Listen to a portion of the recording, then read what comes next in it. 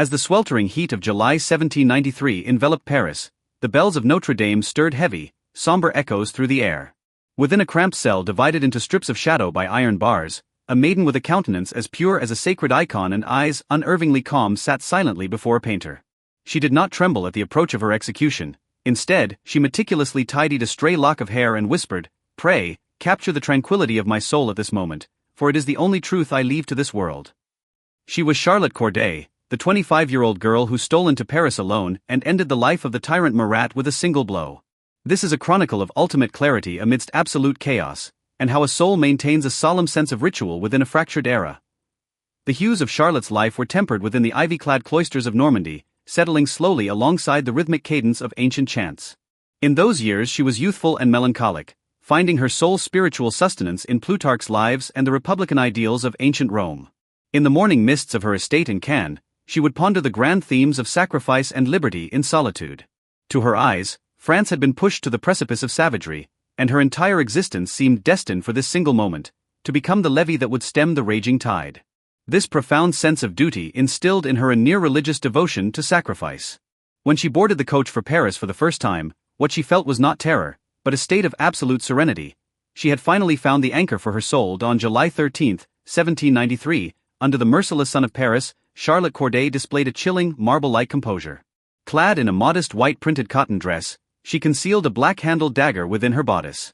Inside that cramped bathroom, its boundaries blurred by rising steam, she recited the names of the condemned in a tone almost approaching mercy, until the blade was plunged with unerring precision into that wicked heart. Following the assassination, she did not flee but waited calmly for the guards. When questioned as to her motive, she replied with profound peace, "I killed one man to save 100,000. This logic of ultimate self-sacrifice, so starkly out of place in an age of bloodshed, became a glimmer of reason that no amount of violence could obscure. During her final 3 nights awaiting execution, she refused the last rites of the priest, firmly believing that her deed was already the finest account she could offer to God. She made one request of her captors, to bring a painter, so she might leave to posterity her true likeness at this final hour. To her father she wrote, "Grieve not for me, for this is the very dignity you taught me. In a country devoid of liberty, death is indeed the only liberation." In the dead of night, she began to comb her thick, chestnut hair. This clarity, born of witnessing the rise and fall of human fortunes, became the most unyielding armor of her 25 years, allowing her to maintain a composure as clear as morning dew in the face of an enraged mob and the glint of the cold steel blade. On the twilight of July 17, 1793, the Parisian sky bled a sinister shade of violet red. Charlotte Corday was roughly forced into the crimson smock reserved for the condemned, yet the scarlet cloth could not mask the marble-white nobility etched into her features. As the tumbril moved slowly through the Place de la Concorde, the crowds who had once cursed her with madness found themselves instinctively lowering their voices upon seeing those eyes, fathomless in their absolute serenity. At the moment she ascended the scaffold, she straightened her spine like a queen preparing for her coronation. As the blade fell, all dispute and bloodshed dissolved into silence. Her departure was like a poignant cello concerto ending abruptly, signaling that the most frenzied chapter of the revolution had officially closed with a resonance as cold and stark as moonlight. Even today, the name of Charlotte Corday remains a quiet resonance for those souls seeking justice in the dead of night.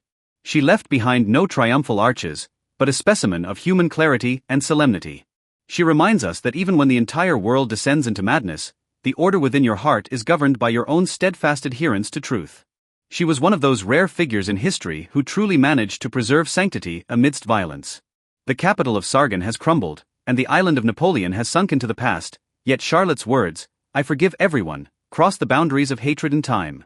Her life was a long pilgrimage in the deconstruction of rage, a sapient journey to find self-consistency amidst a labyrinth of rumors. The saga of Charlotte Corday thus draws to a slow close amidst the fading dusk of Paris.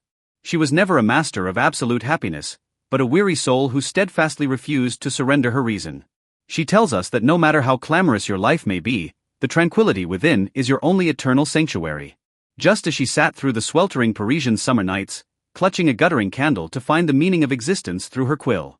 Perhaps you, too, are navigating the uncertainties of life or feeling the weight of isolation.